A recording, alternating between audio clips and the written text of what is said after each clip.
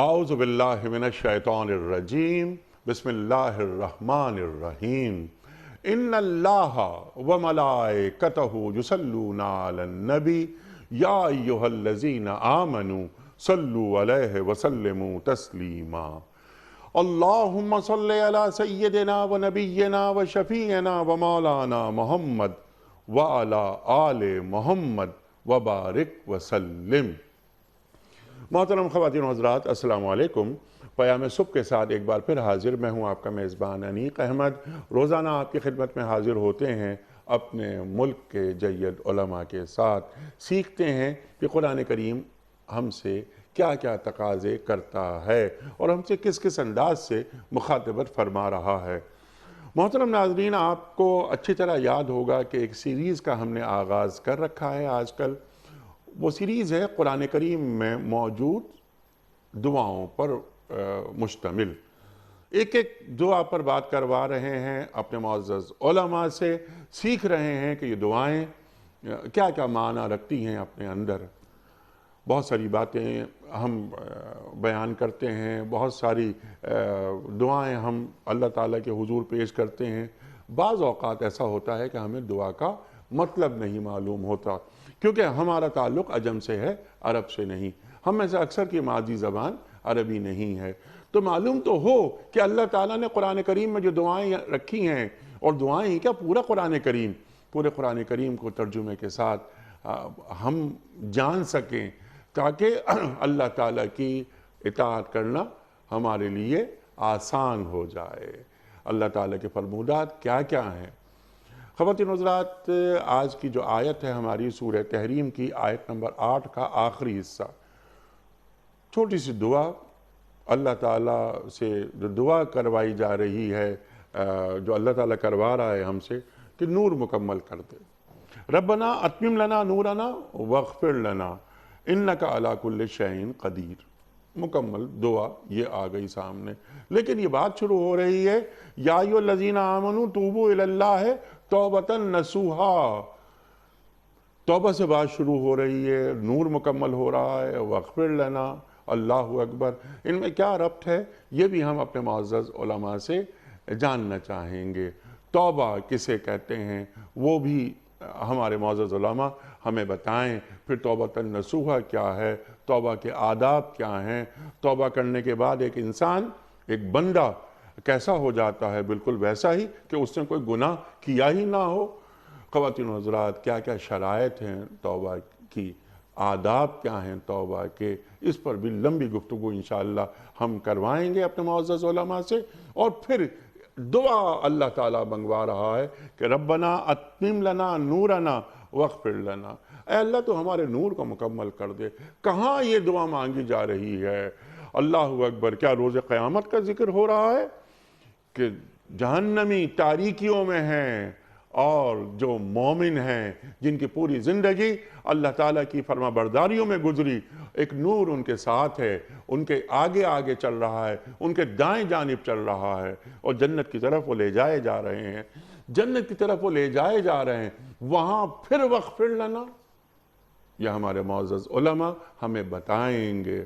خواتین و حضرات، کراچی میں تشریف فرما ہے محترم ڈاکٹر محسن نقوی صاحب، ممتاز عالم دین، سابق ممبر اسلامی نظریاتی کونسل، پاکستان میں پڑھا، پاکستان کے باہر پڑھا، کمپریٹیو اسٹڈیز آف ریلیجن میں آپ کا ڈاکٹریٹ امریکہ سے، صاحب نگاہ محترم ڈاکٹر محسن نقوی صاحب تشریف فرما ہے اسلام آباد میں۔ خواتین و حضرات، استاد الاساتذہ، کیا میں تعارف کراؤں آپ کا، بلکہ تعارف میں کیا الفاظ ضائع کروں میں، محترم ڈاکٹر حبیب الرحمن عاصم، بس اتنا کہہ دینا کافی ہے۔ ڈاکٹر صاحب پڑھاتے ہیں انٹرنیشنل اسلامک یونیورسٹی میں۔ دونوں معزز مہمانوں کو خوش آمدید کہتا ہوا پروگرام کا آغاز کرنا چاہوں گا اللہ تعالیٰ کے بابرکت نام سے، سورہ تحریم کی آیت نمبر 8 کا آخری حصہ۔ اعوذ باللہ من الشیطان الرجیم، بسم اللہ الرحمن الرحیم۔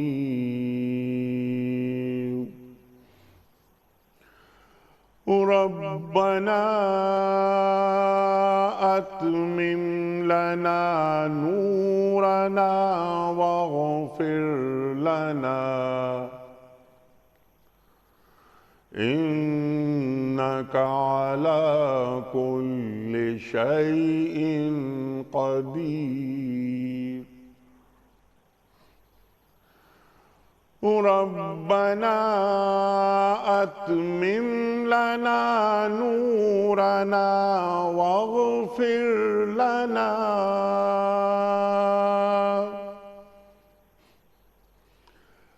انك على كل شيء قدير صدق اللہ العظیم۔ اے ہمارے رب، ہمارا نور ہمارے لیے مکمل کر دے اور ہم سے درگزر فرما، تو ہر چیز پر قادر ہے۔ صدق اللہ العظیم۔ خواتین و حضرات، اس سے پہلے کہ ہم آج کی آیت کے تعلق سے اپنے معزز مہمان محترم ڈاکٹر حبیب الرحمان عاصم صاحب کی خدمت میں پہلا سوال رکھیں، اس سے قبل کل کے پوچھا گئے سوال کا درست جواب اور آج کا سوال۔ کل کا سوال یہ تھا کہ فرعون کی لاش کا ذکر قرآن کریم کی کس صورت میں آیا ہے؟ درست جواب سورہ یونس میں۔ آج کا سوال نوٹ فرما لیجئے، قرآن کریم کے 30ویں پارے میں کل کتنی صورتیں ہیں؟ قرآن کریم کے 30ویں سپارے میں کل کتنی صورتیں ہیں؟ 36، 37 یا 38؟ جو درست آپشن آپ سمجھتے ہوں روانہ فرمائیے۔ ہمارے فون نمبرز ہیں 0092213452709، ہمارا دوسرا فون نمبر ہے 009221343000980، ہمارا ای میل ایڈریس ps@duniatv.tv، ہمارا SMS کا نمبر 3031 اور ہمارا واٹس ایپ کا نمبر ہے 009232182509194۔ قبلہ ڈاکٹر صاحب ارشاد فرمائیے، اس سے پہلے کہ ہم اس آیت کے آخری حصے پر آئیں اور اس دعا کو ہم چاہیں گے کہ آپ واضح کریں، اس سے قبل یا ایھا الذین آمنوا توبوا الی اللہ توبۃ نصوحا، یہ آغاز توبہ سے ہو رہا ہے، توبہ کسے کہتے ہیں؟ ذرا یہ بھی ارشاد فرما دیجئے۔ ارشاد۔ بسم اللہ الرحمن الرحیم۔ محترم انیق بھائی، آپ نے آج کی گفتگو ایک خاص نقطے سے اس کا آغاز کیا اور وہ بہت ہی اہم ہے۔ آپ کی اگر اجازت ہو ارشاد۔ تو توبہ سے پہلے اس پر ایک ہلکا سا اشارہ اور توجہ دلانا مقصود ہے۔ جی۔ آپ نے یہ بات فرمائی کہ ہم بہت ساری دعائیں ایسی کرتے ہیں کہ جن کا مطلب ہم نہیں جانتے، اللہ۔ اور حقیقت یہ ہے کہ جو بھی دعا کی جائے، دعا تو ایک طرح کا مطالبہ ہے، ایک طرح کی درخواست ہے، اللہ تعالیٰ سے ہم اپنی التجائیں پیش کرتے ہیں اور ان سے کچھ طلب کر رہے ہوتے ہیں۔ تو جو آدمی طلب کر رہا ہے اسے کم از کم اتنا تو پتہ ہونا چاہیے کہ وہ کیا طلب کر رہا ہے۔ اس وجہ سے جو دعا بھی ہماری زبان سے جاری ہو، قرآن مجید کی ہو یا نبی محترم علیہ السلام کی طرف سے سکھائی گئی ہو، سبحان اللہ، تو یہ بنیادی ذمہ داری بنتی ہے کہ ہم اس کا معنی جانیں، تاکہ جو بات بھی ہماری زبان سے نکلے در حقیقت وہ دل سے نکلے، صرف زبان سے اس کا اظہار نہ ہو رہا ہو۔ کیونکہ میں نے بارہا یہ سنا اور دیکھا کہ بعض اوقات نادانی میں ایسے کلمات بھی ہم دعا کے طور پر کہہ رہے ہوتے ہیں جس کا کوئی مطلب نہیں ہوتا، یا اس مناسبت میں اس کا کوئی عمل دخل نہیں ہوتا، بس جہاں بھی ربنا آ گیا بس اسے دعا کا حصہ سمجھتے ہوئے پڑھنا شروع کر دیا۔ تو یہ ایک طرح کی جہالت اور ناواقفیت ہے۔ اس لیے صاحب ایمان کو، ہر مسلمان کو کم از کم اتنی کوشش ضرور کر لینی چاہیے کہ جو بھی دعا اس کی زبان سے نکلے وہ جانتا ہو کہ وہ اپنے اللہ سے کیا چیز مانگ رہا ہے۔ دوسری بات جو آپ نے سوال کی صورت میں توجہ دلائی اور وہ بہت اہم ہے کہ اللہ رب العزت نے جو دعا سکھائی ہے، لیکن اس سے پہلے ایک خاص بات کی طرف جو ہے وہ اشارہ کیا گیا کہ اے ایمان والو تم سچی توبہ کرو۔ اللہ۔ اور سچی توبہ جسے توبہ نصوحہ کہا گیا، تمام مفسرین کا اس بات پر اتفاق ہے کہ توبۃ النصوح در حقیقت وہ توبہ ہوتی ہے کہ جس میں بندے کا ارادہ اور نیت پورے طور پر یہ ہو کہ اللہ یہ والی غلطی مجھ سے جو ہو گئی، جان بوجھ کر ہوئی یا غلط فہمی کی وجہ سے بھول کر ہو گئی، آئندہ میں اس بات کو عہد کے طور پر اللہ تیرے سامنے رکھتا ہوں کہ یہ والی غلطی دوبارہ نہیں کروں گا۔ یعنی یہ بات کم از کم اس کی نیت میں ہو، اس کے ارادے میں ہو، چاہے اس سے وہ غلطی پھر ہو جائے اور پھر وہ اپنے اللہ کے سامنے اسی اخلاص کے ساتھ اور اسی نیت اور پختہ ارادے کے ساتھ کھڑا ہو رہا ہو اور اپنے اللہ سے وہی بات کہہ رہا ہو، تو چاہے وہ یہ انداز اور یہ کام کئی بار کر رہا ہو، تب بھی ہر بار کی توبہ اس کے لیے توبہ نصوحہ ہی شمار ہوگی، بشرطے کہ نیت خالص ہو، کیونکہ ہم انسانوں کو دھوکہ دے سکتے ہیں، رب کائنات کو دھوکہ نہیں دے سکتے۔ وہ ہمارے دل کی بات کو جانتا ہے اور دل کی کیفیت سے بھی وہ واقف ہے۔ اس لیے اللہ رب العزت نے ہمیں یہ حکم دیا اور سکھایا کہ اے ایمان والو، اللہ کی طرف واپس پلٹ کے آ جا۔ توبو الی اللہ کا بنیادی مطلب یہی ہے کہ جو بندہ بھی اللہ کو بھول کر کسی اور راہ چل پڑا ہے یا کسی اور کی طرف متوجہ ہو گیا ہے، اسے فوراً اپنا راستہ بدل کے اللہ کی طرف آنے والے راستے کو اختیار کر لینا چاہیے اور اللہ کو اپنا مرکز اور اپنا محور اور اپنا قبلہ بنا لینا چاہیے۔ جس نے اللہ کی طرف رخ کر لیا اور اس راستے پہ چل پڑا تو اللہ تعالیٰ کو اس کا یہ واپس پلٹ کے آنا بس یہی بہت عزیز ہے، اور اس کی بنیاد پر اللہ اس کے معاملات کو بھی آسان کرتا ہے، اس کے راستے کو بھی پورا کرتا ہے اور اسے منزل پر پہنچانے کا اہتمام بھی کرتا ہے۔ اور اس کے نتیجے میں جن انعامات سے نوازا جاتا ہے ان میں سب سے پہلا انعام یہ ہے کہ اس کی برائیوں کو ختم کر دیا جاتا ہے۔ ان یکفر عنکم سیئاتکم، کہ تم توبہ کرو، واپس پلٹنے کا راستہ اختیار کرو تو ہم تمہارے گناہوں کو ختم کر دیں گے۔ وَيُدْخِلَكُمْ جَنَّاتٍ تَجْرِي مِن تَحْتِهَا الْأَنْهَارُ، اور تمہیں ایسے باغات میں داخل کر دیں گے کہ جس میں دریا اور نہریں بہتی ہیں۔ یعنی انعامات کا، اللہ تعالیٰ کی طرف سے نوازشوں کا ایک ذکر کیا گیا ہے۔ بے پایاں نوازشوں میں سے یہ بہت ہی ادنا قسم کی نوازشیں ہیں جن کے بارے میں مفسرین بیان کرتے ہیں کہ جو جنت کے پھلوں اور وہاں کی نعمتوں کی صورت میں ہمیں بتائی گئی ہیں۔ بڑی بڑی نوازشیں تو اللہ تعالیٰ کی رضا، اللہ کے رسول صلی اللہ علیہ وسلم کی قربت، اللہ تعالیٰ کا دیدار اور نہ جانے کیا کچھ جن کے تذکرے قرآن و سنت میں ہمیں ملتے ہیں۔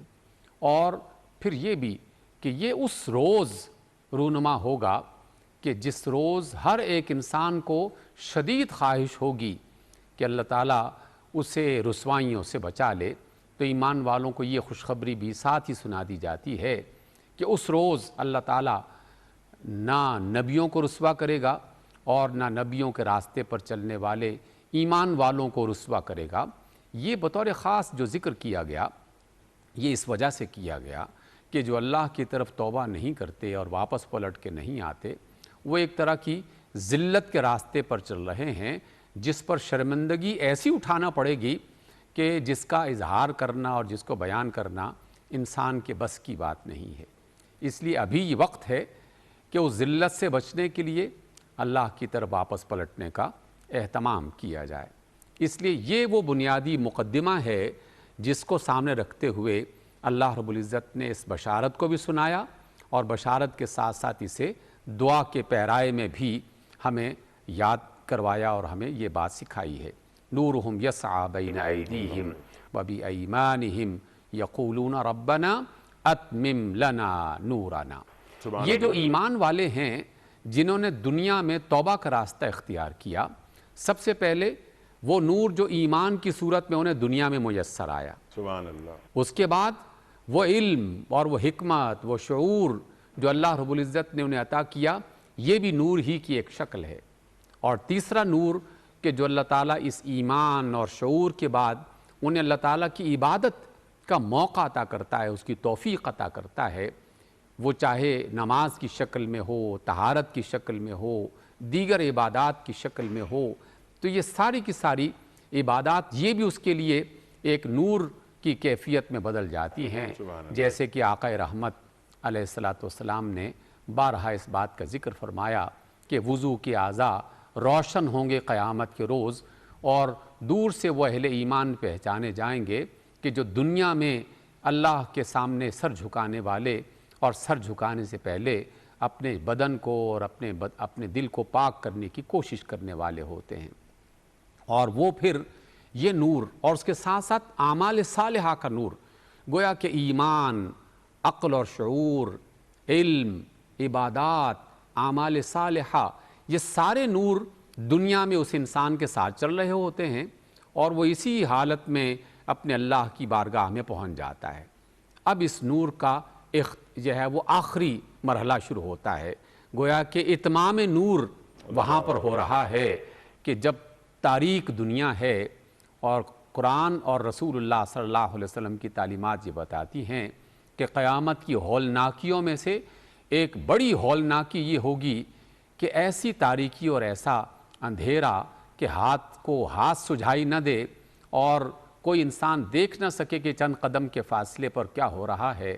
ایک ایسے خوف والی کیفیت میں اللہ تعالیٰ دنیا میں عطا کیے جانے والے نور کو مکمل کرتے ہوئے آخرت میں ایک اور نور عطا کر دے گا جو انہیں اللہ کی طرف اور اللہ کی جنتوں کی طرف رہنمائی کرنے کا ذریعہ بن جائے گا۔ اور وہاں پر وَأَتْمِمْ لَنَا نُورَنَا کی یہ تعبیر پوری ہو جاتی ہے کہ دنیا سے اس نور کا آغاز ہوا اور اس کا کمال جو ہے یا درجہ کمال جو ہے وہ آخرت میں انسان کو میسر آیا۔ اس کی طرف توجہ دلائی جا رہی ہے۔ سبحان اللہ سبحان اللہ۔ دنیاوی نور، اس کی شکلیں، یخرجہم من الظلمات الی النور، قرآن کریم ارشاد فرما رہا ہے۔ اللہ اکبر اللہ اکبر۔ ڈاکٹر صاحب ارشاد فرمائیے، یہاں دو تین باتیں، ایک تو توبہ کے حوالے سے، نور کے حوالے سے، اللہ تعالیٰ اہل ایمان کو رسوا نہیں کرتا، تیسری بات یہ۔ چوتھی بات، ربنا اتمم لنا نورنا واغفر لنا۔ اب یہاں پر نور مکمل کر دے، دعا مانگی جا رہی ہے۔ جب نور مکمل ہو گیا اور یہ جنتی جنت کی طرف جا رہے ہیں، اندھیرے میں نہیں ہیں، جہنمی بد کردار نافرمان اللہ کے گھٹا ٹوپ اندھیرے میں جا رہے ہیں۔ یہ تو جنت میں جا رہے ہیں، روشنی ان کے آگے آگے چل رہی ہے، ان کے دائیں جانب چل رہی ہے۔ اے اللہ تو ہمارا نور مکمل کر دے۔ جنت میں پہنچے، نور مکمل ہو گیا، تو یہاں واغفر لنا کیوں رکھا ہے اللہ تعالیٰ نے؟ ارشاد۔ بسم اللہ الرحمن الرحیم۔ بنیادی گفتگو تو ڈاکٹر عاصم صاحب نے فرمائی اور اس سے بہت کچھ رہنمائی ملتی ہے۔ توبہ سے اگر اجازت ہو تو توبہ سے شروع کریں۔ اصل میں توبہ کی لفظ قرآن مجید میں دو طرح سے زیادہ تر استعمال ہوئی ہے۔ جب مخلوق کے حوالے سے استعمال ہوئی تو تابہ الہ کے، جیسا کہ اس آیہ مبارکہ میں ہے، تو تابہ الہ کے معنی ہوتے ہیں پلٹنا کسی شے کی طرف یا کسی اس میں۔ اب اس میں اور جب علیہ کے ساتھ یا علا کے ساتھ آتا ہے تو وہ اللہ تبارک و تعالیٰ کے لیے آتا ہے بمعنی رحمت کے، تابہ علیہ ہے، یعنی وہ رحمت کے ساتھ متوجہ ہوا۔ یہاں ہم لوگ پہلے مفہوم کے اوپر گفتگو کرتے ہیں جو توبۃ النصوح کے اس میں دیکھیں، اگر غور فرمائیں تو توبہ کے بنیادی طور کے اوپر تین مراحل ہیں۔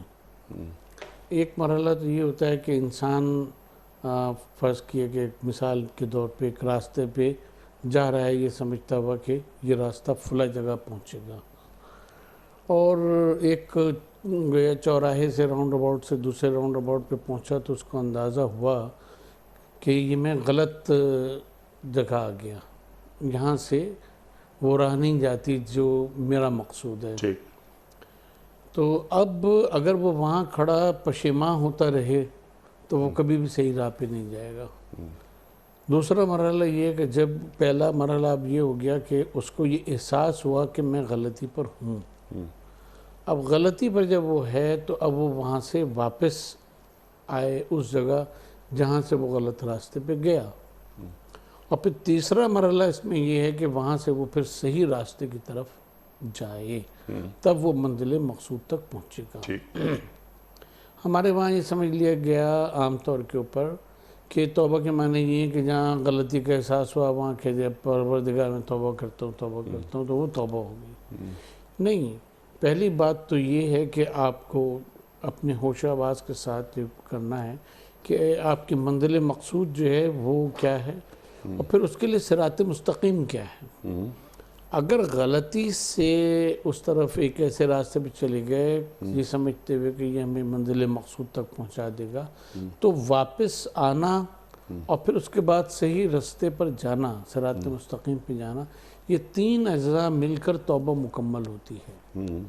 ٹھیک ہے، اب جو یہاں نصوحہ کا ذکر کیا گیا تو جیسا ڈاکٹر صاحب نے فرمایا کہ اس سے یہی مراد لی گئی ہے کہ سچی اور ایسی توبہ کہ پھر اس غلط راستے کے اوپر جانے کا انسان تصور نہ کرے اور اس کو چھوڑے رہے، اور اگر پھر بھی کوئی غلطی انسان سے ہو جاتی ہے تو جیسا کہ قرآن میں آ جاتا ہے کہ وہ پھر قریب ہی وقت میں فوراً توبہ کر لیتے ہیں اور اللہ تعالیٰ کی طرف وہ رجوع کر لیتے ہیں۔ تو اس صورتحال میں کہ جب وہ ایک سچی اور اچھی توبہ کر کے پھر چلتا ہے، اب یہاں ایک مرحلہ یہ آ جاتا ہے کہ انسان میں ایک خود پسندی آ جاتی ہے، اور وہ خود پسندی اس طرح سے آ جاتی ہے کہ وہ سوچتا ہے کہ میں نے حقیقت کو پا بھی لیا، میں نے قرآن کو بھی سمجھ لیا، سیرت نبی پاک صلی اللہ علیہ وسلم اس کو بھی پڑھ لیا، یہ کتابیں پڑھ لی، وہ کتابیں پڑھ لیں،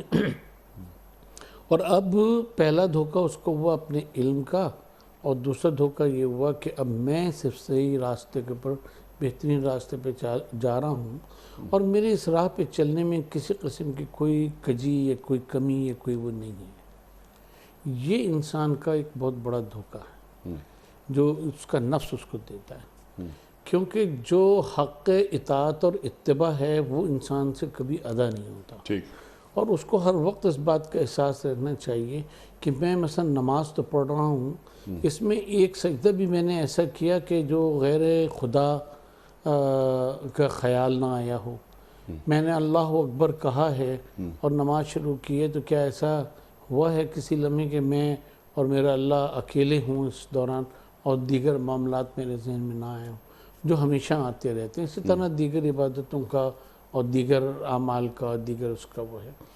تو جو کامل مومن ہوتا ہے وہ ہمیشہ اپنے عمل میں اللہ تبارک و تعالیٰ کے حوالے سے ایک کمی اور ایک نقص جو ہے وہ محسوس کرتا رہے، یہاں تک کہ سرکار دو عالم صلی اللہ علیہ وآلہ وسلم فَسَبِّحْ بِحَمْدِ رَبِّكَ وَاسْتَغْفِرْهُ إِنَّهُ كَانَ تَوَّابًا، اللہ ہے نا؟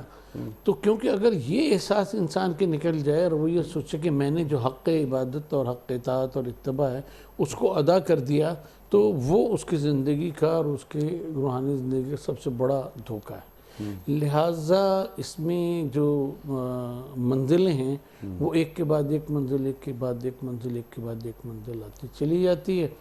تو توبہ کی ظاہری صورت اختیار کرنے کے ساتھ توبۃ النصوح میں یہ امر بھی داخل ہے کہ وہ کبھی اپنی توبہ کو اور رجوع اللہ کو مکمل نہ سمجھے، ٹھیک ہے، اور اس ہدایت کی دعا کرتا رہے، اس نور کی دعا کرتا رہے ہمیشہ، کہ جس کی وجہ سے اس کو یہ بصیرت بھی حاصل ہوئی، یہ ہدایت بھی حاصل ہوئی، اور جس کی وجہ سے وہ زندگی کی راہ طے کرتے کرتے اور خلوص میں آگے بڑھتے بڑھتے کہ اس کا ہر عمل جو ہے وہ خالصتاً لوجہ اللہ بنتا چلا جائے۔ تو یہ نور کا جو ہے یہ اتمام ہے نور کا، سبحان، یعنی اس میں کوئی ریاکاری نہ ہو، بس مقصد اللہ کو راضی کرنا ہو، اپنے عمل پر شرمندگی ہو، دوبارہ یہی عمل دہرانے کا کوئی ارادہ نہ ہو کسی بھی شکل میں، توبۃ النصوحہ۔ اس کے ساتھ ساتھ ڈاکٹر صاحب جو ہم آپ سے سیکھنا چاہ رہے ہیں وہ یہ کہ اگر میں نے کسی کا مال ہڑپ کیا ہے تو ایسا نہیں کہ میں توبہ کر لوں مال میرے پاس ہی رہے، تو میں مال واپس کروں، اور اگر میں نے کسی کو تکلیف پہنچائی ہے تو میں جا کے اس سے معافی مانگوں۔ توبہ جو ہے وہ رد مظالم کے بغیر مکمل ہی نہیں ہوتی، سبحان اللہ۔ اور رد مظالم کے معنی یہ ہیں کہ اگر ہم نے آپ کا دل دکھایا ہے تو ہم آپ سے خلوص دل سے اس کی معافی مانگیں کریں، یہاں تک کہ آپ کا دل جو ہے وہ ہماری طرف سے صاف ہو جائے. ٹھیک. اگر کسی کے لیے ایک ایسی بات کہی ہے کہ جو نہیں کہنی چاہیے تھی، کسی کی غیبت کی ہے، تو جا کے اس کو بتا دیں کہ یہ غلط فہمی ہماری وجہ سے پیدا ہوئی، میں نے یہ بات کی تھی. کسی کا کوئی قرض دینا ہے، کسی کا کوئی مال ہمارے ہاتھ آ گیا ہے وہ ہے، تو ہم اس کو لے کے نہیں بیٹھ جائیں، اس فرائض کو ادا کریں. یہ سب رد مظالم کہلاتا ہے. جی ہاں. تو جب تک یہ چیزیں نہیں ہوں گی توبۃ النصوح جو ہے وہ مکمل نہیں ہوگا. ٹھیک ہے. اور یہاں ہم دعا کے حوالے سے بھی ایک بات عرض کریں، ڈاکٹر صاحب نے بڑی اچھی اس کی وضاحت کی. وہ یہ ہے کہ جتنی بھی قرآن مجید کی دعائیں ہیں ان میں یہ دعائیں منتر نہیں ہیں کہ جو انسان جو ہے وہ بس پڑھتا چلا جائے استغفر اللہ استغفر اللہ 1000 مرتبہ پڑھو گے تو دنیا بھر کے گناہ جو ہیں وہ تمہارے جھڑ جائیں گے، نہ زندگی بھر کے ہوگا. ایسا کچھ ہونے والا نہیں، کیونکہ یہ منتر نہیں، یہ پڑھنے سے نہیں بلکہ اس کی ایکچوالائزیشن اور ریئلائزیشن ان لائف جو ہے وہ بنیادی طور پہ انسان کے برائیوں کو حسنات سے، سیئات کو حسنات سے بدل دیتی ہے. بہی معنی کہ پھر وہ برائیوں میں نہیں رہتا، صرف حسنات میں چلا جاتا ہے. سبحان اللہ. تو یہ جو قرآن مجید کی دعائیں ہیں، جیسے ایک شروع سے ہی دعائیں چلی آ رہی ہیں جن پہ آپ پروگرامز کر رہے ہیں، تو اب وہ دعائیں جو ہیں وہ دعا صرف پڑھنے سے آپ کا مسئلہ نہیں حل ہوگا، جبکہ جب تک اس کی ایکچولائزیشن آپ کے کردار کے اندر جو ہے وہ نہیں ہوگی. سبحان اللہ. اور اللہ تبارک و تعالیٰ کے حوالے سے اس کا جو ایک ربط اللہ میں اور بندے میں بننا چاہیے، وہ ربط جو ہے وہ قائم نہیں ہو جائے. سبحان اللہ. یعنی میں نے کوئی نافرمانی کی اللہ کی، اللہ نے مجھے نافرمانی کرتے ہوئے دیکھا، یعنی وہ سمیع ہے، بصیر ہے. اب مجھے احساس ہوا، میں نے توبہ کی، اور جو آپ نے بات فرمائی کہ اب وہ اللہ جس نے مجھے نافرمانی کی حالت میں دیکھا اب مجھے فرما برداری کی حالت میں دیکھے، کامل فرما برداری کی حالت، توبۃ نصوحا. سبحان اللہ. ڈاکٹر صاحب اس سے پہلے کہ ہم دعا پر آئیں، اگر آپ توبہ کے حوالے سے کوئی مزید کہنا چاہ رہے ہیں تو آپ ارشاد فرمائیے. اور اس کے ساتھ ساتھ یہ کہ ربنا اتمم لنا نورنا واغفر لنا. ارشاد. دیکھیے ڈاکٹر صاحب نے بالکل واضح طور پر توبہ کا معنی بتا دیا ہے کہ جس چوک چوراہے پہ انسان کو احساس ہو گیا کہ میں غلط راہ پہ چل پڑا تھا تو یقیناً اسے پلٹ کے صحیح راستے کی طرف آنا چاہیے. اور اگر ایسا نہیں کر رہا، اور ہم میں سے بڑی تعداد ایسی ہے کہ جو ایسا نہیں کر رہی ہوتی، میں خود اپنی زندگی کا جائزہ لوں، ہر ایک بندہ جو سننے والا ہے وہ اپنی زندگی کا جائزہ لے، کیا ہم ایسا نہیں کر رہے ہوتے کہ ایک غلط راہ پہ چل رہے ہوتے ہیں، احساس بھی ہو جاتا ہے کہ ہم غلط راہ پہ چل رہے ہیں، بس ایک وہ جو منتر کا لفظ ڈاکٹر صاحب نے استعمال کیا بالکل صحیح اور درست لفظ استعمال کیا کہ وہ الفاظ ہماری زبان سے نکل رہے ہیں لیکن اپنی گاڑی کا جو ہے نا وہ سٹیئرنگ بدلنے کے لیے اور رخ بدلنے کے لیے تیار نہیں. اللہ، اگر میں ایاک نعبد و ایاک نستعین پڑھ رہا ہوں تو مجھے معلوم ہونا چاہیے کہ میں کیا دعا مانگ رہا ہوں، اور کیا یہ میرے الفاظ ہیں، اور کیا ان کے معنی سے میں واقف ہوں، اور کیا یہ الفاظ عمل میں ڈھل رہے ہیں. جی بالکل بالکل، بہت اہم بات ہے. اللہ رب العزت نے سورۃ الفاتحہ کی یہ آیت ہمیں سکھائی ہی اس لیے ہے، اور جو شخص جب بھی اس کو جس مقام پر بھی پڑھے تو یقیناً اسے اس کا معنی جاننا چاہیے اور اس پر نئے سرے سے غور کرنا چاہیے. اور غور کرنے کا مطلب یہ نہیں ہے کہ مجھے اس آیت کا معنی آتا ہے کہ نہیں آتا. غور کرنے کا مطلب یہ ہے کہ میں اپنے طرز عمل کو اس کے ساتھ نتھی کر کے جوڑ کے دیکھوں کہ میں کہہ تو یہ رہا ہوں کہ اللہ ہم تیری ہی عبادت کرتے ہیں اور تجھی سے مدد طلب کر رہے ہیں، جبکہ عملی طور پر نہ اس کی عبادت کی جا رہی ہے اور نہ اس سے مدد طلب کی جا رہی ہے، مدد کسی اور سے طلب کی جا رہی ہے، بات کسی اور کی مانی جا رہی ہے. تو پھر اس ایاک نعبد و ایاک نستعین اس کا کیا مطلب رہ جاتا ہے؟ اس لیے بنیادی نقطہ ہی یہی ہے کہ جسے توبہ کی یہ کیفیت حاصل نہیں ہے تو وہ محض ایک منتر اپنی زبان سے پڑھ رہا ہے اور وہ یہ گمان کر رہا ہے کہ اس منتر کی وجہ سے اس کی کایا پلٹ جائے گی اور اس کے حالات درست ہو جائیں گے.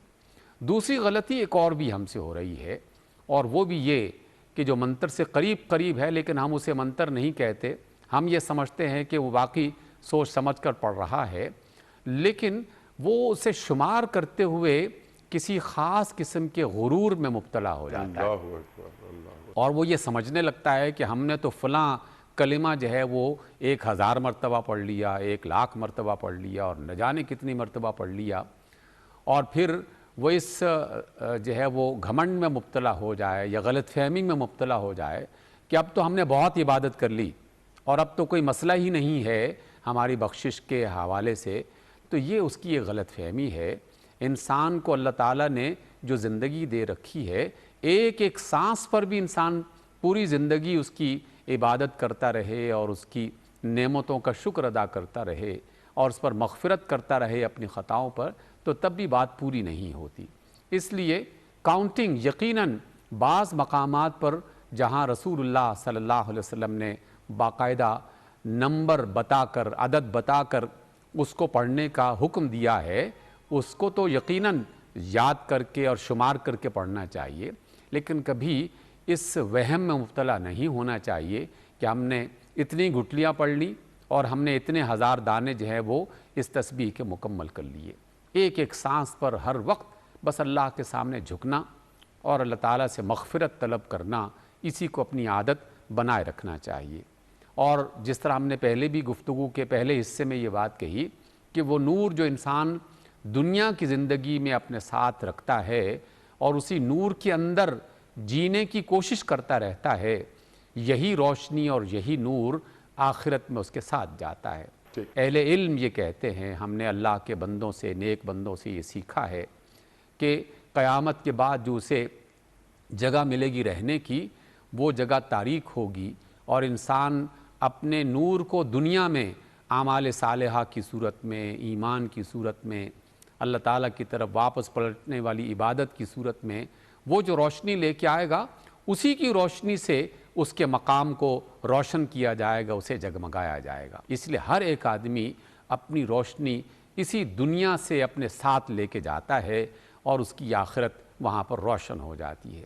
اس لیے یہ گمان نہیں کرنا چاہیے کہ دنیا میں ہم تاریکیاں ہی اختیار کرتے رہیں اور تاریکیوں میں جینا اپنے لیے پسند کر لیں اور اس توقع پہ رہیں کہ قیامت کے بعد ہمیں خود بخود ایک روشنی مل جائے گی اور اللہ تعالیٰ کا نور مکمل ہمیں عطا کر دیا جائے گا. نہیں جناب، دنیا میں ہی اس کا اہتمام کرنا ہے. یہ جو مزرعۃ الآخرہ اس دنیا کو بنایا گیا ہے، تو پھر کاشت تو یہی کرنی ہے. اس کا نتیجہ یقیناً ہمیں وہاں پر میسر آئے گا. وغفر لنا، یقیناً ڈاکٹر صاحب نے بھی اس کی وضاحت فرما دی اور آپ نے بھی اس کی بات کی طرف توجہ دلا دی کہ تمام تر کوششوں اور تمام تر عبادتوں کے باوجود اللہ رب العزت سے ہر وقت بس ڈرتے ہی رہنا چاہیے. اللہ تعالیٰ کی جو عظمت ہے، اس کا جو جلال ہے، اس کا ایک روب دل پر مستقل طاری رہنا چاہیے. رحمتوں کی امیدیں اپنی جگہ پر، اس کو جتنا بڑھایا جا سکے اسے بڑھانا چاہیے، لیکن اللہ تعالیٰ کی عظمتوں کو اور اس کے جلال کو بھی کسی صورت میں بھی نظر انداز نہیں کرنا چاہیے. انسانی دنیا میں انیق بھائی یہ سمجھتا ہوں کہ بعض اوقات ہم افراط اور تفریط کا شکار ہو جاتے ہیں. رحمت کے حوالے سے بھی بعض اوقات اس قدر آگے بڑھ جاتے ہیں کہ گناہ کرنا وہ اپنے لیے عیب ہی نہیں سمجھتے اور یہ گمان کرنے لگتے ہیں کہ جو مرضی گناہ کرتے چلے جاؤ، اللہ کی رحمتیں بہت زیادہ ہیں. اور آدمی اس قدر بے باک ہو جاتا ہے کہ اللہ کے سامنے کھڑے ہو کر اس کا باغیانہ راستہ اختیار کرتا ہے اس کے حوالے سے، اور پھر بھی یہ سمجھنے لگتا ہے کہ کوئی مسئلہ نہیں ہے. اور دوسری طرف یہ کہ آدمی ایک ایسا راستہ اختیار کر لے کہ بس نا امید ہی ہو جائے کہ اب تو میری بخشش کی کوئی صورت ہو ہی نہیں سکتی. یہ دونوں ایک انتہا پسندی کے رویے ہیں. رحمتیں ایسی کہ آدمی یہ گمان کرے کہ اگر میں زمین آسمان کے برابر بھی گناہ کر لوں تو اللہ رب العزت اس سے زیادہ ہمیں رحمتیں عطا کر کے بخشش کا سامان کر دیں. ٹھیک ہے ڈاکٹر صاحب، جو میں آپ سے سیکھنا چاہ رہا ہوں وہ یہ بات آپ نے بہت اچھی فرمائی، سبحان اللہ سبحان اللہ. بلکہ حضرت علی کرم اللہ وجہہ کا قول یاد آیا کہ بہترین عالم وہ ہے کہ جو لوگوں کو اللہ کی رحمت کا یقین دلاتے ہوئے انہیں گناہوں سے دور کر دے. سبحان اللہ، بہت اچھی بات آپ نے فرمائی. لیکن یہاں جو بات آپ فرما رہے ہیں اور اس کو یا جو میں سیکھنا چاہ رہا ہوں آپ سے، یہ جو وغفر لنا، یعنی یہ اللہ تعالیٰ جو فرما رہا ہے، یہ جو منظر ہے وہ یہ کہ جنتی جنت میں جا رہے ہیں اور وہ نور مطلب روشنی ان کے آگے آگے چل رہی ہے، ان کے دائیں جانب چل رہی ہے. یہ روز قیامت ہے، دخول جنت میں ہوا چاہتا ہے. وہاں وغفر لنا، پھر یعنی ان کے گناہ تو معاف ہو گئے تبھی تو وہ جنت میں جا رہے ہیں. تو یہاں دیکھیے جی انیق بھائی، ہم یہ دیکھتے ہیں، میں چونکہ تعلیمی ادارے سے میرا تعلق ہے، طلباء سے ہر روز کا واسطہ پڑتا ہے. کامیابی کے لیے ہمارے ہاں یونیورسٹی میں 50% مارکس ہیں تو کامیاب تو ہو گیا، لیکن پھر مزید آگے بھی تو بڑھنا ہے نا، اسے A+ بھی تو لینا ہے. جنت کے بھی بے شمار درجات ہیں، تو آدمی کی جنت میں داخلے کی اگر اسے ایک اعلان ہو جاتا ہے کہ اب تمہارے گناہ معاف کر دیے گئے اور جنت میں تمہارا داخلہ بس ہونا ہی چاہتا ہے، لیکن اس کے بعد اگلے درجات کی طرف بھی تو جانا ہے. کیا رسول اللہ صلی اللہ علیہ وسلم کے ساتھ بیٹھنا اور آپ کی معیت اختیار کرنا، آپ کی مصاحبت میں کچھ وقت گزارنا، یہ انسان کی تمنا نہیں ہوگی؟ کہ اللہ تعالیٰ کے دیدار کا شرف حاصل کرنا، کیا اس کی تمنا اور اس کی کوشش نہیں ہوگی؟ یقیناً جنت کے اعلیٰ سے اعلیٰ درجے تک پہنچنے کے لیے انسان کو پھر اللہ تعالیٰ کی طرف سے مزید نظر عنایت کی حاجت رہتی ہے. یہ مغفرت جو ہے یہ در حقیقت اس نظر عنایت کو طلب کرنے کا ایک ذریعہ ہے. اس کی وجہ سے اللہ تعالیٰ ادنا جنت سے اسے اعلیٰ جنتوں میں پہنچانے کا بندوبست فرمائیں گے. سبحان اللہ، سبحان اللہ. ارشاد، آپ کیا فرمانا چاہ رہے ہیں؟ ڈاکٹر صاحب کی بات کو آگے جی جی جی بالکل. اور پھر ٹو ڈوز پہ بھی آپ بات کریں گے. یہ آیت ہم سے کیا کہہ رہی ہے؟ اس آیت مبارکہ میں ایک خاص وہ بات یہ کہی ہے کہ اللہ جو ہے وہ اپنے رسول اور والذین معہ جی ان کو پشیماں نہیں کرے. جی کبھی نہیں کرے. اس میں ایک تو مراد وہ صحابہ کرام رضوان اللہ علیہم ہیں کہ جو نبی پاک صلی اللہ علیہ وسلم کے ساتھ تھے، سبحان اللہ. اور یہ ساتھ ساتھ ہمیں یہ بتا رہی ہے کہ ہم اپنے اوپر غور کریں کہ ہماری معیت رسول جو ہے وہ کیا ہے، اور کتنی ہے؟ کتنی ہے. ٹھیک ہے، کیا ہم اللہ اور اس کے رسول کے ساتھ اور والذین معہ کے ساتھ ہیں؟ اور ہیں تو کتنے ہیں؟ صرف رضی اللہ تعالیٰ عنہ کہنے تک، کرم اللہ وجہہ کہنے تک، اللہ یا اللہم صلی علی محمد و آل محمد درود ابراہیمی پڑھنے تک. سبحان اللہ. تو یہ جو والذین معہ ہے، یہ نبی پاک صلی اللہ علیہ وسلم کی کے انتقال کے بعد صحابہ کرام کے دور پر نور کے ختم ہونے کے بعد ختم نہیں ہو گیا، بلکہ یہ معیت جو ہے یہ جب تک قیامت قائم نہیں ہو جاتی یہ امت مسلمہ کے ساتھ لگی ہوئی ہے. اور یہ معیار ہے اس چیز کا کہ نبی پاک صلی اللہ علیہ وسلم کی معیت آخرت میں حاصل ہوگی یا نہیں. آپ کے ایک خدمت گزار تھے، ان کو سعادت ملتی ہے، حضرت ثوبان رضی اللہ تعالیٰ عنہ. تو ایک مرتبہ نبی پاک صلی اللہ علیہ وسلم کو دیکھ کے وہ رونے لگے، اور جب وہ روئے تو نبی پاک نے پوچھا کہ کیا میں تمہارا اچھا آقا نہیں ہوں کہ مجھے دیکھ کے تم رو رہے ہو؟ کہا کہ نہیں یا رسول اللہ، میں بس ایک بات پہ اس پہ رو رہا ہوں کہ پتہ نہیں آخرت میں مجھے آپ کا دیدار، آپ کی معیت نصیب ہوگی یا نہیں ہوگی. تو یہ کہہ کہ وہ مزید رونے لگے تو نبی پاک صلی اللہ علیہ وسلم نے تسلی دی، کہا کہ نہیں ثوبان، تم بھی میرے ساتھ جنت میں ہوگے. کہ جو جس سے محبت کرتا ہے وہ اس کے ساتھ جنت میں جاتا ہے. سبحان اللہ. دوسری چیز یہ جو آپ وغفر لنا کی بات فرما رہے ہیں نا، حوض کوثر کے اوپر رسول اللہ صلی اللہ علیہ وسلم امت کے کچھ لوگ لائے جائیں گے حوض کوثر پہ رسول اللہ سے ملاقات کرنے کے لیے، اور اس کے بعد ان کو جہنم کی طرف لے جایا جا رہا ہوگا. تو رسول اللہ صلی اللہ علیہ وسلم کہیں گے کہ ارے یہ تو یہاں مجھ سے ملاقات کے لیے آئے ہیں، تم مجھے ان کو کہاں لیے جا رہے ہو؟ انہوں نے کہا کہ آپ کو نہیں پتہ کہ انہوں نے کس طرح کی تبدیلیاں دین میں کر دی اور کیا چیزیں جو ہیں وہ کر دی. یعنی انہوں نے آپ کے تشریف لے جانے کے بعد آپ کی تعلیمات کے ہوتے ہوئے بھی اپنا راستہ دین سے بدل لیا. لہٰذا اب انہیں آپ کی معیت جو ہے وہ حاصل نہیں ہوگی اور یہ جہنم میں جائیں گے اور آپ سے حوض پہ حوض کوثر پہ ملاقات کرنا بھی ان کے لیے کافی نہیں ہے، کیونکہ دین پہ عمل کرتے رہنا قرآن اور سنت کی جو مائیت ہے انسان کے آخری لمحے تک وہ مطلوب ہے۔ وغفر لنا کی جو بات ہے اسی میں ہم اور آگے وہ کریں کہ غفرہ کے معنی ڈھانپ لینا، بنیادی طور کے اوپر ڈھانپ لینا، بچا لینا، اور یہ وہ ہے۔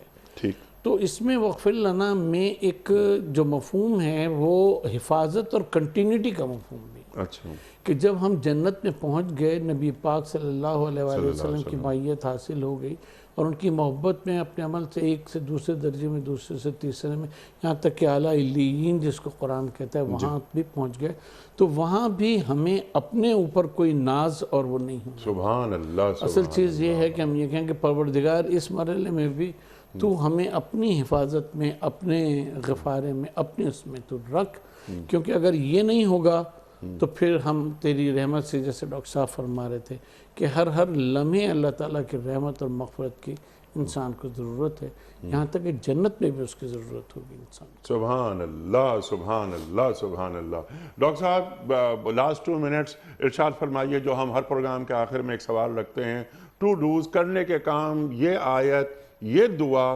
ہم سے کیا تقاضا کر رہی ہے؟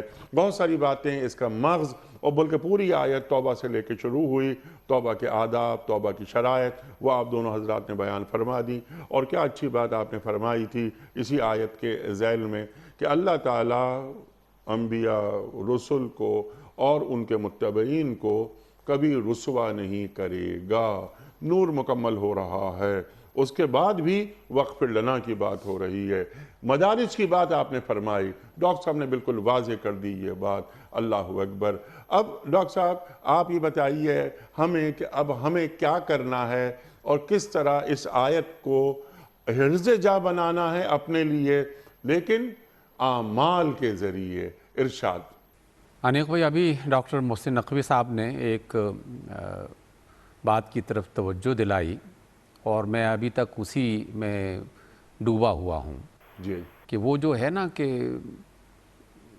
معیت رسول صلی اللہ علیہ وآلہ وسلم، اللہ تعالیٰ نے جن اصحاب کو یہ شرف عطا کیا، اور یہ شرف قیامت تک اللہ اپنے بندوں کو مختلف کیفیات میں عطا کرتا رہے گا۔ آج کے اس دور میں ہم اللہ کے رسول کی معیت کیسے اختیار کر سکتے ہیں؟ بس جہاں خبر مل جائے، جہاں پتہ چل جائے کہ اللہ کے رسول یہ چاہتے ہیں، ہم بھی وہی چاہنا شروع کر دیں، اور جہاں یہ پتہ چل جائے کہ اللہ کے رسول یہ نہیں چاہتے، ہم اسے نظر انداز کر کے اسے ترک کرنے کا ارادہ کر لیں۔ بس یہی معیت رسول ہے۔ اگر اللہ کے رسول میرے دل میں بستے ہیں اور میرے عمل سے ان کی محبت کا اظہار ہوتا ہے، تو میں معیت رسول کے اس شرف میں شامل ہو گیا، اور اللہ تعالیٰ اسی کی بنیاد پر نجات کی کوئی نہ کوئی صورت بنا دیں گے۔ لیکن اللہ کے رسول دائیں طرف بلا رہے ہوں اور میں بائیں طرف جا رہا ہوں، وہ بائیں طرف بلا رہا ہوں اور میں دائیں طرف جا رہا ہوں، تو یہ تو کوئی معیت رسول والی بات نہ ہوئی۔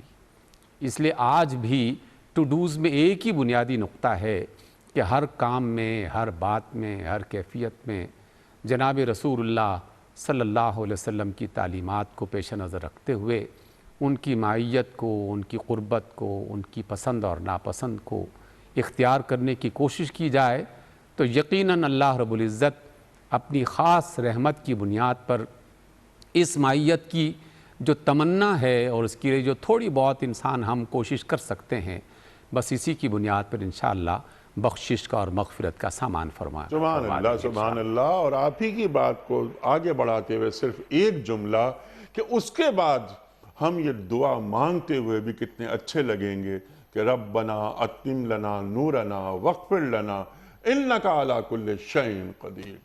سبحان اللہ، سبحان اللہ ڈاکٹر صاحب، سبحان اللہ، سبحان اللہ۔ معیت رسول کریم صلی اللہ علیہ وآلہ وسلم، آپ کچھ فرمانا چاہ رہے ہیں؟ ایک مصرع جی ایک نعت کا، جی جی ان کو سوچتے رہنا بھی تو ایک عبادت ہے۔ جی جی جی جی، کیا کہنا، سبحان نبی اللہ۔ پاک صلی اللہ علیہ وسلم کے بارے میں یہ سوچتے رہنا کہ یہ کوئی کام، کوئی عمل جس طرح انہوں نے فرمایا ہے وہ آپ کیسے کرتے ہوں گے، اور اس طرح سے کرنے کی اس کے امتثال کی کوشش کرنا ہی ان کی مائی ہے۔ سبحان اللہ سبحان اللہ۔ لیکن ڈاکٹر صاحب جو بات فرمائی نا کہ میں فرما برداری میں نظر آؤں، قل ان کنتم تحبون اللہ فاتبعونی یحببکم اللہ، اس کے ساتھ ساتھ جو ڈاکٹر صاحب کی بات اس پر ذہن میں آئی فوراً قرآن کریم کی آیت کا یہ حصہ کہ ما آتاکم الرسول فخذوہ وما نہاکم عنہ فانتہوا، جو رسول تمہیں دیں لے لو، اور جس سے روک دیں اس سے رک جاؤ، بس یہ ہے۔ یہی حاصل ہے زندگی۔ ڈاکٹر صاحب آپ کا بڑا ممنون، بڑا شکر گزار، آپ تشریف لائے، اللہ سلامت رکھے ہمارے علماء کو۔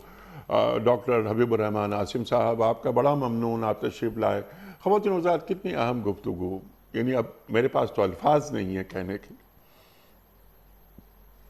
معیت رسول صلی اللہ علیہ وآلہ وسلم تاکہ نور مکمل ہو جائے، ہم جنت میں داخل ہو جائیں۔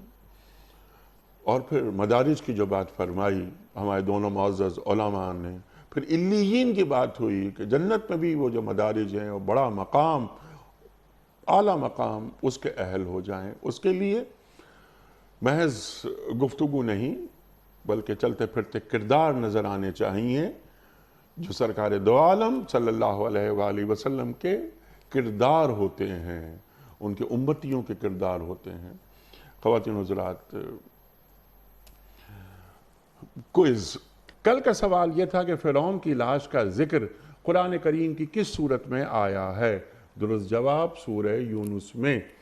آج کا سوال نوٹ فرما لیجئے، قرآن کریم کے 30ویں پارے میں کل کتنی صورتیں ہیں؟ 36، 37 یا 38؟ جو درست جواب آپ سمجھتے ہوں روانہ فرمائیے۔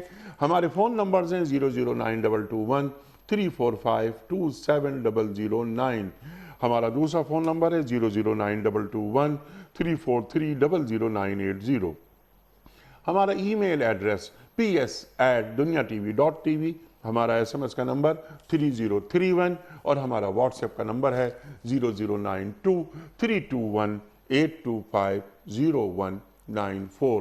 ڈاکٹر صاحب ایک پرچی نکال کر اعلان فرما دیجئے، آج کے ونر کون ہیں؟ آج کے ونر ہیں یاسر رشید صاحب ملتان سے۔ یاسر رشید صاحب ملتان سے آپ کی خدمت میں دنیا ٹی وی کی جانب سے دینی کتب پر مشتمل یہ گفٹ ہیمپر آپ کے گھر روانہ کیا جا رہا ہے۔ آپ کو بہت بہت مبارک ہو۔